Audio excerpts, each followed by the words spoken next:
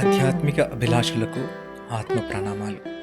ఆధ్యాత్మిక శాస్త్రాన్ని అత్యంత సరళమైన విధంగా తెలియచేయడంలో అగ్రగణ్యులు బ్రహ్మర్షి పితామహ పత్రిజీ గారు. పత్రిజీ గారి కాన్సెప్టులలోని అతి సరళమైన సూక్ష్మమైన బ్రహ్మజ్ఞానం ప్రతి ఒక్కరికి కూడా ఇట్టే అర్థమవుతుంది. కాబట్టి పుస్తకాలను చదవలేకపోతున్నాం మరియు పుస్తకాలను చదవడం మాకు రాదు అనే వారందరి కోసం నేను చేస్తున్న చిన్న ప్రయత్నమే ఈ వీడియో. ఇందులో భాగంగా తులసీదళం అనే పుస్తకం ఆ మహాగురువు మాటల్లోనే తెలుసుకుందాం. ఆ రోజు 13 November 1994 Tirupati pyramid spiritual society సభ్యులతో కలిసి తిరుపతి నుంచి పీలేరు వెళ్తున్నాం.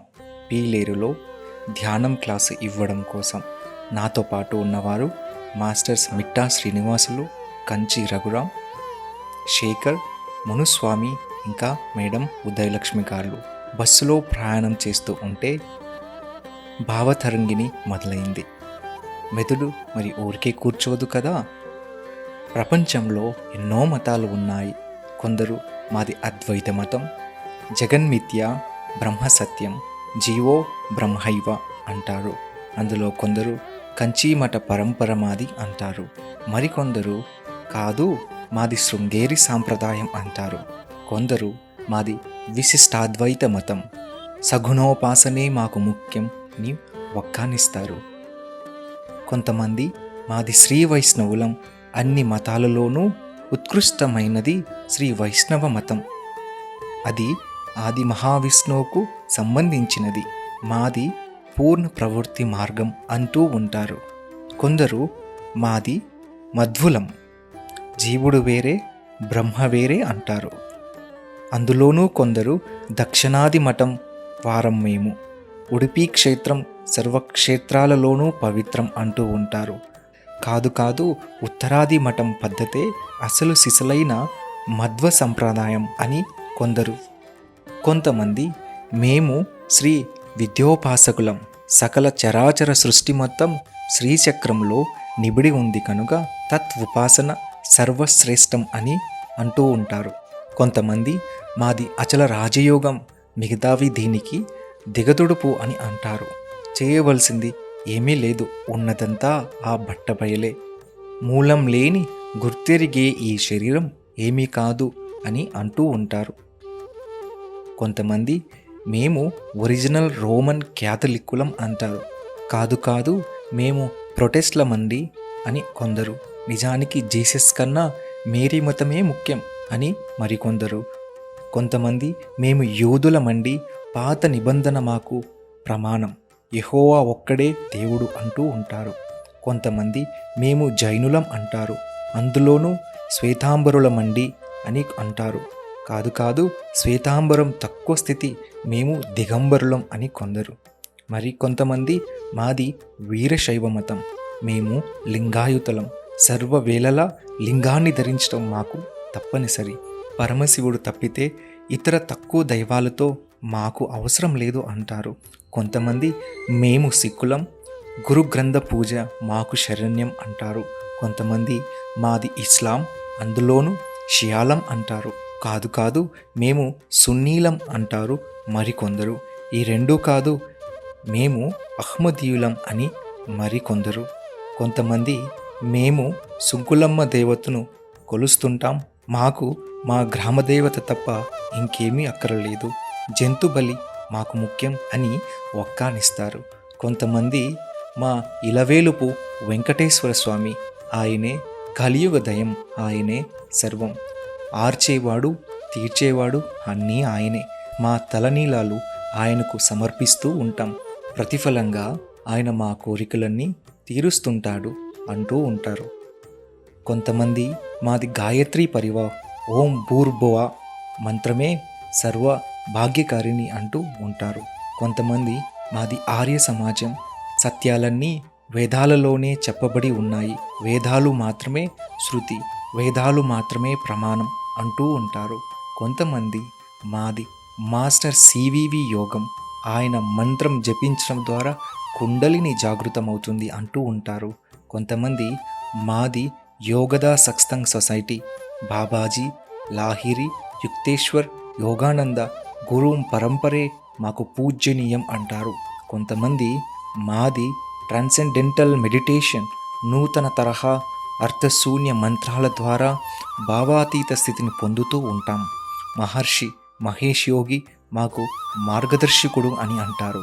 కొంతమంది మాది దత్త సాంప్రదాయం, అవధూత స్థితి, పరమ సత్యం, దత్త గురువులకు మేము శరణాగతి అంటారు.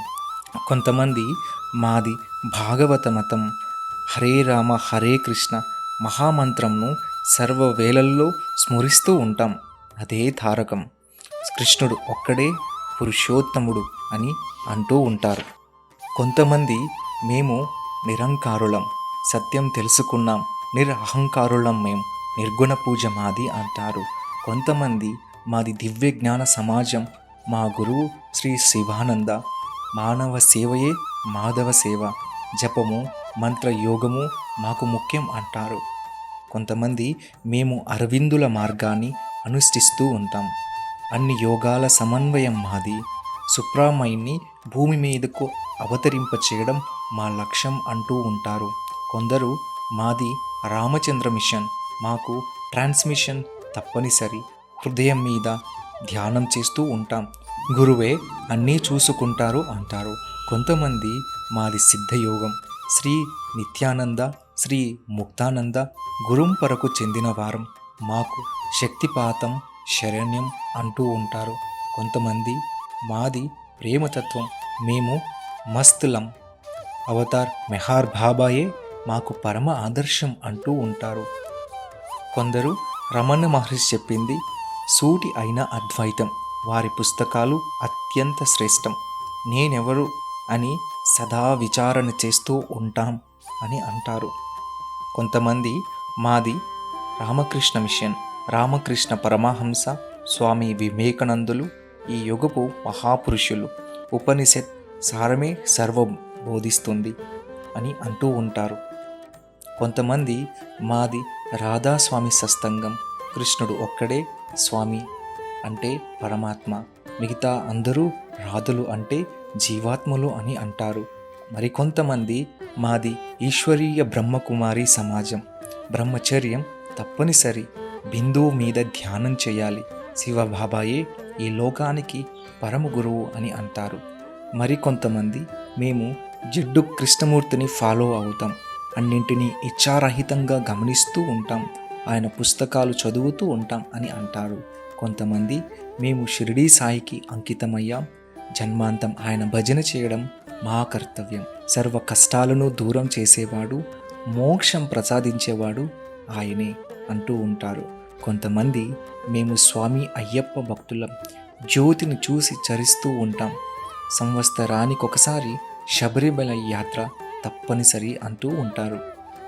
ఈ విధంగా ఎంతోమంది ఎన్నో రకాలుగా చక్కగా వారి వారి మతాలను పూర్ణంగా పరిపూర్ణంగా జీవించేస్తున్నారు. అయితే ఇంతకీ క్రొత్తగా పుట్టిన ఈ కర్నూలు స్పిరిచువల్ సొసైటీ వారు, తిరుపతి స్పిరిచువల్ సొసైటీ వారు, అనంతపురం పిరమిడ్ ధ్యాన కేంద్రం వారు, గుంటకల్ స్పిరిచువల్ సొసైటీ వారు, ప్రొద్దుటూరు స్పిరిచువల్ సొసైటీ వారు, ఉరవకొండ స్పిరిచువల్ సొసైటీ వారు, ధర్మవరం స్పిరిచువల్ సొసైటీ వారు, పీలేరు, చిత్తూరు, ఆదోని, కదిరి, హిందూపూర్, తెనాలి మొదలైన పిరమిడ్ ధ్యాన కేంద్రాల వారు ఇంకా ఎంతోమంది, వీరంతా మరి ఏ మతానికి చెందినట్లు, ఏ సంప్రదాయానికి అమ్ముడుపోయినట్లు, నిజానికి ఏ ఒక్క మతానికి అభిమతానికి ప్రత్యక్షంగా చెందరు వీరు. అయితే అందరి నుంచి అందరు మంచి నేర్చుకునేవాళ్ళు. అంతేకాదు వీరు తాముగా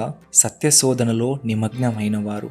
అయినా అసలు వీళ్ళ పూర్తి మతం ఏమిటి, వీళ్ళ పూర్ణ తత్వం ఏమిటి అని బుర్రగోక్కుంటూ ఉంటే ఒక్క మెరుపు తలుక్కున మెరిసింది. వీళ్ళందరిది తులసీదళ మతం. నిక్కచ్చిగా వీరందరిది తులసీదళ మతమే. తులసీదళ మతం గురించి చెప్పాలంటే ఒక చక్కటి కథ చెప్పాలి.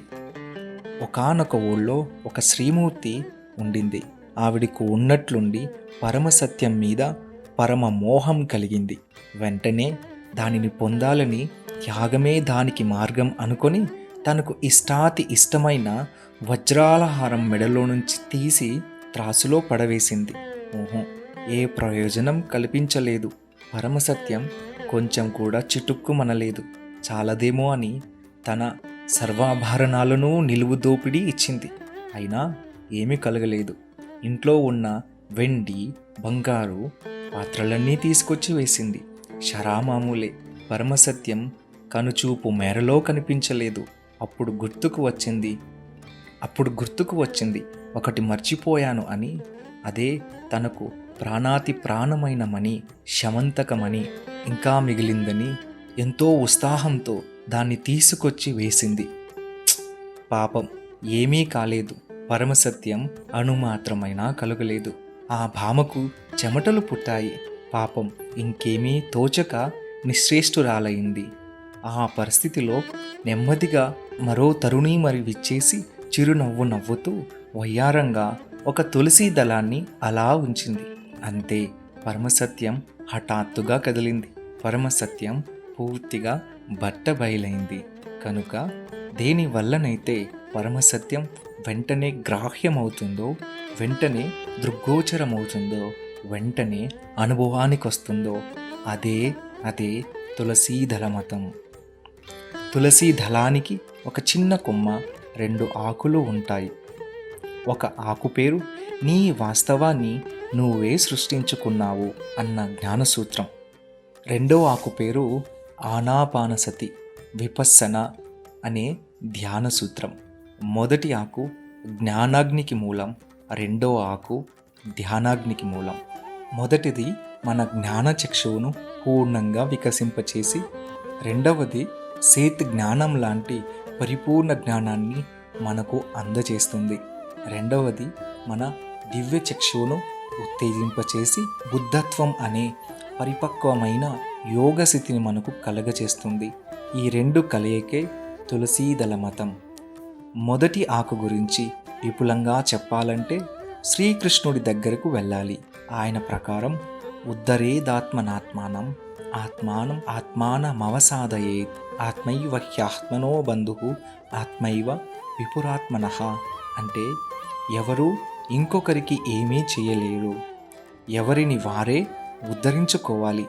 ఎవరికి వారే బంధువులు, ఎవరికి వారే శత్రువులు, ఎవరికి వారే తమ కష్ట సుఖాలను సృష్టించుకుంటున్నారు. అందరూ తమ జనన మరణ చక్రం లోపల, బయట అంటే ఇహ పరలోకాలలో స్వేచ్ఛగా విహరిస్తున్నవారే. అందరూ ఏది కావాలంటే ఎప్పటికప్పుడు ఎక్కడికక్కడ సమకూర్చుకోగల సర్వసమర్థత కలిగి ఉన్నవారే. ఇదే వికసిత జ్ఞానచక్షు పూర్ణ సారాంశం. ఇక రెండవది ఆనాపానసతి విపస్సన. ఆనాపానసతి అంటే ఉచ్ఛ్వాస నిశ్వాసలను గమనించడం అన్నమాట. దీని వలన దృష్టి శిఖరాగ్రంలో అంటే భూమధ్యంలో తనంతట తాను సహజంగానే స్థితమవుతుంది. క్రమక్రమంగా 3వ కన్ను తెరుచుకుంటుంది. దివ్య దృష్టి లభిస్తుంది.